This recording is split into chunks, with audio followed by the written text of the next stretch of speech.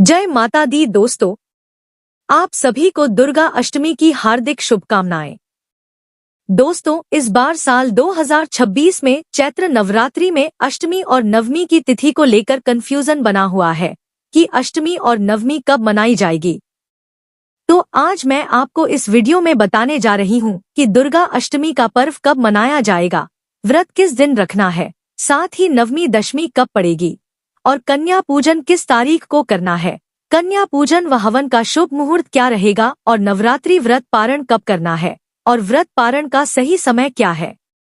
लेकिन वीडियो शुरू करने से पहले आपसे निवेदन है कि यदि वीडियो आपको थोड़ा सा भी अच्छा लगे तो कृपया एक बार लाइक अवश्य कर दीजिएगा। माता रानी की कृपा पाने के लिए कमेंट बॉक्स में अवश्य लिखिएगा जय माता दी। तो चलिए बात करते हैं दुर्गा अष्टमी की। दोस्तों, इस बार चैत्र नवरात्रि की शुरुआत 19 मार्च से हुई है। आपको बता दें कि नवरात्रि की अष्टमी तिथि का खास महत्व होता है। दुर्गा अष्टमी के दिन मां दुर्गा के 8वें स्वरूप मां महागौरी की पूजा की जाती है। साथ ही कई लोग इस दिन हवन करके कन्या पूजन करते हैं। जिनके घर में अष्टमी पूजन किया जाता है वह सप्तमी के दिन उपवास रखकर अष्टमी में हवन और कन्या पूजन के बाद व्रत का पारण करते हैं। और जिन लोगों के घर में नवमी का पूजन होता है वह अष्टमी तिथि के दिन व्रत रखकर नवमी में ही हवन और कन्या पूजन कर लेते हैं। तो चलिए सबसे पहले हम जानते हैं कि अष्टमी तिथि कब शुरू होगी और कब समाप्त होगी और दुर्गा अष्टमी का पर्व कब मनाया जाएगा और अष्टमी के दिन के पूजा और कन्या पूजन करने के शुभ मुहूर्त क्या रहेंगे। इस दिन राहु काल का समय क्या रहेगा। तो दोस्तों, इस साल अष्टमी तिथि की शुरुआत 25 मार्च को दोपहर 1:51 पर हो जाएगी और अष्टमी तिथि की समाप्ति 26 मार्च 2026 की सुबह 11:48 पर होगी। तो उदयातिथि के अनुसार इस साल दुर्गा अष्टमी का पर्व 26 मार्च 2026 दिन गुरुवार को मनाया जाएगा। इसी दिन जो लोग दुर्गा अष्टमी का व्रत रखते हैं तो वह लोग 26 मार्च को ही दुर्गा अष्टमी का व्रत रखेंगे। और अब जानते हैं कि दुर्गा अष्टमी के दिन शुभ मुहूर्त क्या क्या है। दोस्तों, इस दिन हवन व कन्या पूजन का पहला मुहूर्त सुबह 6:18 से लेकर सुबह 7:50 तक रहेगा। दूसरा मुहूर्त सुबह 10:55 से लेकर दोपहर 1:59 तक रहेगा। अभिजित मुहूर्त दोपहर 12:02 से लेकर दोपहर 12:52 तक रहेगा। संधि पूजा मुहूर्त सुबह 11:24 से लेकर दोपहर 12:12 तक रहेगा। और दुर्गा अष्टमी के दिन राहु काल का समय दोपहर 1:59 से लेकर दोपहर 3:31 तक रहेगा। तो दोस्तों, आप राहु काल में हवन और कन्या पूजन का आयोजन ना करें। दोस्तों, नवरात्रि की नवमी तिथि का भी विशेष महत्व होता है क्योंकि इस दिन भी बहुत लोग घरों में हवन और कन्या पूजन का आयोजन करते हैं। आपको बता दें कि इस दिन मां दुर्गा के 9वें स्वरूप मां सिद्धिदात्री की पूजा की जाती है। देवी दुर्गा के इस अंतिम स्वरूप को नवदुर्गा में सबसे श्रेष्ठ और मोक्ष प्रदान करने वाला माना जाता है। भगवान शिव ने भी इस देवी की कृपा से तमाम सिद्धियां प्राप्त की और दुर्गा नवमी की पूजा के बाद अगले दिन दशहरे का त्योहार मनाया जाता है। और अब जानते हैं कि नवमी तिथि कब शुरू होगी और कब समाप्त होगी और दुर्गा नवमी का पर्व कब मनाया जाएगा। इस दिन राहु काल का समय क्या रहेगा। तो आपको बता दें कि इस साल नवमी तिथि की शुरुआत 26 मार्च 2026 की सुबह 11:49 पर हो जाएगी और नवमी तिथि की समाप्ति 27 मार्च 2026 की सुबह 10:06 पर होगी। तो उदयातिथि के अनुसार इस साल दुर्गा नवमी का पर्व 27 मार्च 2026 दिन शुक्रवार को मनाया जाएगा। और अब जानते हैं दुर्गा नवमी के दिन हवन व कन्या पूजन करने के शुभ मुहूर्त क्या क्या है। दोस्तों, इस दिन पहला मुहूर्त सुबह 6:17 से लेकर सुबह 10:54 तक रहेगा। दूसरा मुहूर्त दोपहर 12:27 से लेकर दोपहर 1:59 तक रहेगा। अभिजित मुहूर्त दोपहर 12:02 से लेकर दोपहर 12:51 तक रहेगा।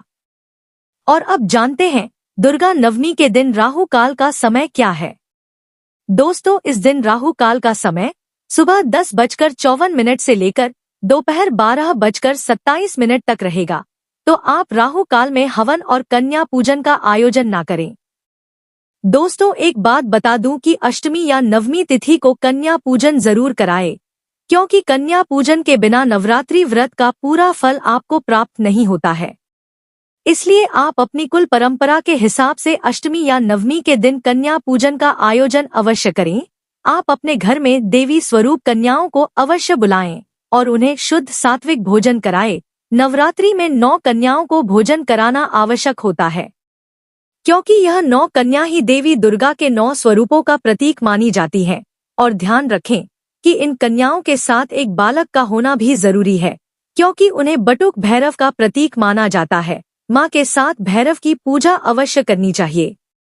ऐसा माना जाता है कि नवरात्रि में कन्याओं का पूजन करने से घर में सुख, शांति और समृद्धि आती है। इसे करने वास्तु दोष और पारिवारिक कलह भी दूर होती है। माना जाता है कि कन्या पूजन करने से दुर्गा माँ प्रसन्न होती हैं और सुख समृद्धि और संतान सुख का आशीर्वाद देती हैं। कन्या पूजन की विधि। नवरात्रि के दौरान 2 से 10 वर्ष की आयु की 9 कन्याओं को आमंत्रित करें। उन्हें आदरपूर्वक आसन पर बिठाएं और उनके पैर धोकर शुद्ध करें। इसके बाद चंदन, कुमकुम, फूल और अक्षत से तिलक लगाएं। कन्याओं को देवी माँ की चुनरी ओढ़ाई जाती है। उन्हें भोजन में हलवा, पूरी, चना और अन्य सात्विक व्यंजन परोसा जाता है। पूजा के बाद कन्याओं को वस्त्र, उपहार या दक्षिणा देकर विदा किया जाता है। कन्याओं और लंगूर के पैर छूकर भूल चूक की क्षमा मांगते हुए उन्हें घर से विदा करें।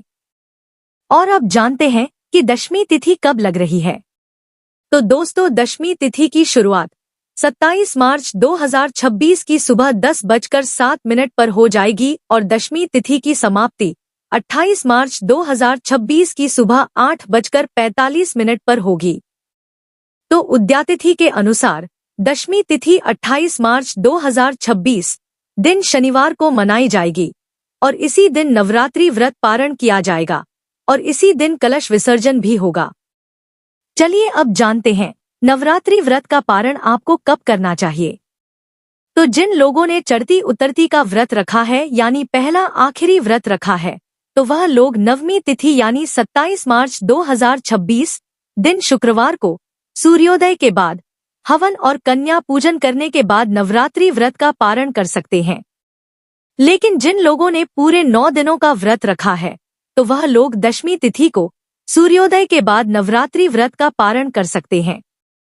तो जो लोग दशमी के दिन नवरात्रि व्रत का पारण करते हैं, तो वह लोग 28 मार्च 2026 दिन शनिवार को नवरात्रि व्रत का पारण करेंगे। और बात करें व्रत पारण के समय की, तो आप 28 मार्च को सुबह 6:16 से लेकर सुबह 8:45 के बीच में नवरात्रि व्रत का पारण कर सकते हैं। दोस्तों, नवरात्रि व्रत पारण की विधि में पहले सुबह स्नान कर माता दुर्गा की पूजा करें। इसके बाद माता रानी का प्रसाद खाकर अपने व्रत का पारण करें। पारण के लिए सात्विक भोजन जैसे हलवा, खीर, पूरी, सब्जी, साबूदाना और फलाहार जैसे हल्के और सात्विक भोजन का सेवन करें। सबसे पहले मीठे से शुरुआत करनी चाहिए। व्रत खोलने के लिए सबसे पहले मीठा जैसे हलवा या खीर खाएं। ध्यान रखें सीधे नमक की चीज ना खाएं। पारण करते समय सीधे नमक खाने से बचें। और व्रत पारण से पहले जरूरतमंदों को दान दें। हो सके तो ब्राह्मणों को भोजन कराएं और दान दक्षिणा करें। एक बात बता दूं कि व्रत खोलते समय भारी, मसालेदार या तामसिक भोजन ना खाएं।